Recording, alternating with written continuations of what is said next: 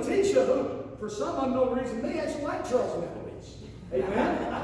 And so they're intertwined together. So this is what I wish we had time to just deal with this one truth here, but this is paramount inside this parable, because this is what Jesus really said. It's not so much that they're impossible to make a distinction between, but it's just that it's not worth it for me to deal aggressively with him, and to snatch him up could seriously injure Miss Eloise's growth. Right. He's good. And see, the reason why we do this, I'm just going to have to deal with it. Y'all are going to have to eat lunch a little bit later today. Okay? The reason why this is so important, okay? The reason why we would make such a judgment call is if Charles, let's say Charles is committed some horrible sin. I'm really picking on you today, brother. He's a deacon. He can take it. Amen. I'm a deacon, so he can say it anyway. And so let's say Brother Charles has made some terrible sin. I mean, reproach, sin, horrible inside his life. Something the whole community knows about, and newspapers report on. It's just awful, awful. It's real easy to make the judgment call and say, not saved.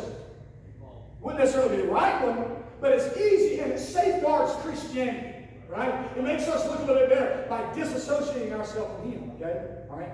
So we do that. Well, let's say Miss Eloise has also done something really wrong inside of her life, but it's not as public, and a lot of people don't know about it.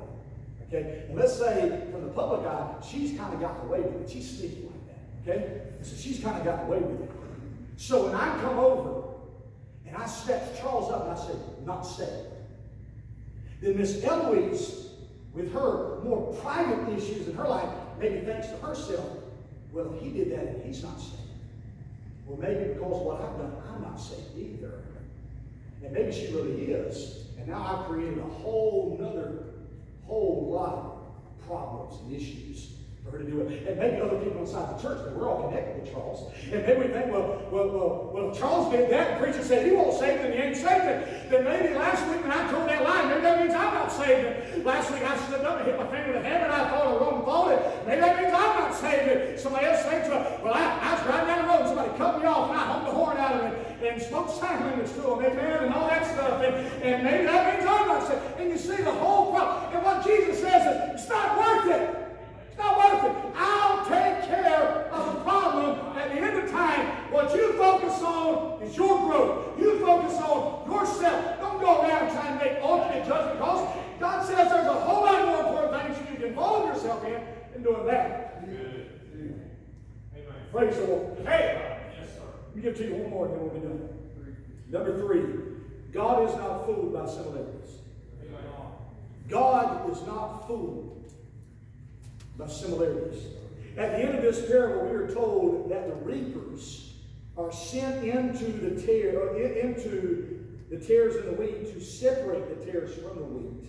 The tares, the Bible says, are bound together in bundles and are burned while the wheat is safely transported into the landowner's barn. In Christ's given explanation, this harvest time, the end of time, if you will, is denoted as being the end of this particular world, this particular age or time period, if you will. The reapers are said to be angels. The false converts, those that are only Christian by title, are gathered out of the professing church in bundles, in heaps, and in droves, the Bible says. They are then cast into a furnace of fire, the Bible says, which is synonymous with hell itself.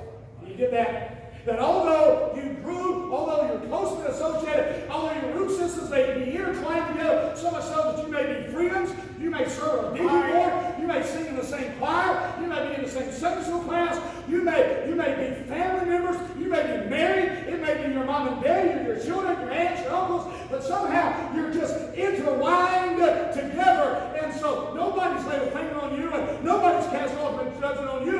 You've kind of gone along, and maybe for some reason you live a high moral life, and you come to church Sunday morning, Sunday night, Wednesday. We're glad that you do it. You're welcome to do that, and maybe you have attempted to read your Bible. We're glad about that.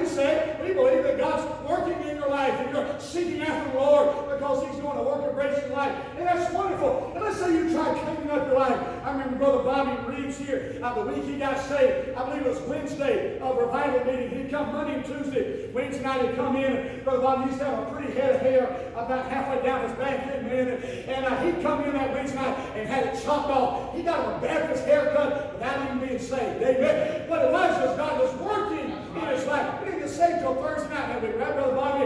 And so if that's happening for you, that's wonderful, and we're glad about that. All we're trying to say to you this morning is just because you're around us and integrated with us doesn't mean you really are one of us.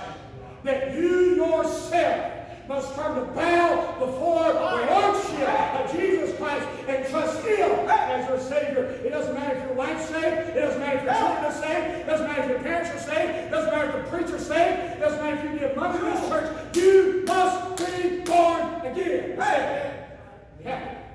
You have to. You understand? If not, at the end of this time period, whether that's Christ coming back in the clouds, or whether you go to meet Him by way of the grave, when your time's up, there'll be a separation made. And if you're a faith believer, you will be cast into the furnace of fire forever and forever. The true convert, denoted as the righteous, inside of verse number 43, however, will instantaneously come to full harvest. I love that. Whenever the reapers are sent, it's an instantaneous process that they go from being almost indistinguishable to all of a sudden they are a completely different product. Immediately, an instantaneous growth. They come to full harvest, and the Bible says that they will shine in their glorification. Notice with me, verse 43. Then shall the righteous shine forth as the sun in the kingdom of their Father. They are ushered into God's established kingdom and will abide with Him there forever. Praise the Lord. The point here is that a person may have a lot of people fooled this morning, but you don't have God fooled. That's right. You may look like a Christian.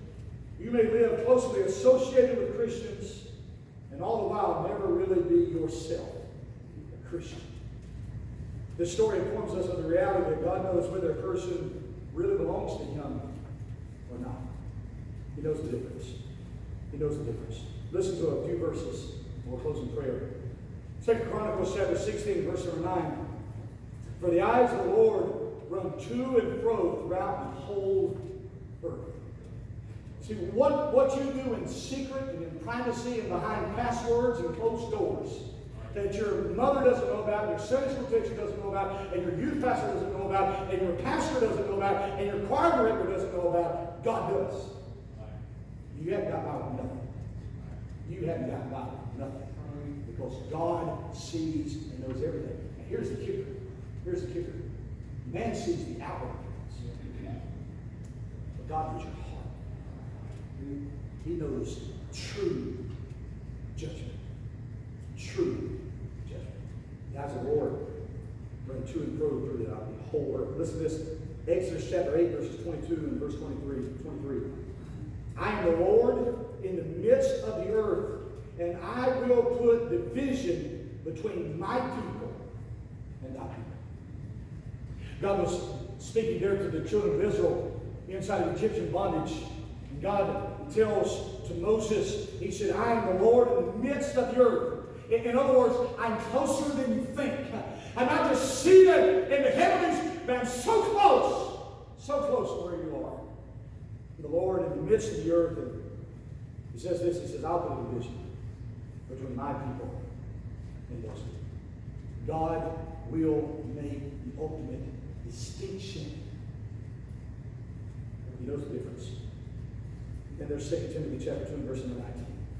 Paul simply states by divine inspiration, the Lord will get that is.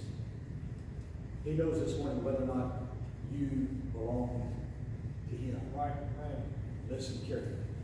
I believe this morning is so. You know, if you were to be honest this morning, whether you really the games, the strategies, playing around, every time. Listen carefully. Do you know the Lord? You gotta be honest with God. You gotta be honest this morning. If you won't be honest, God will help. Will help.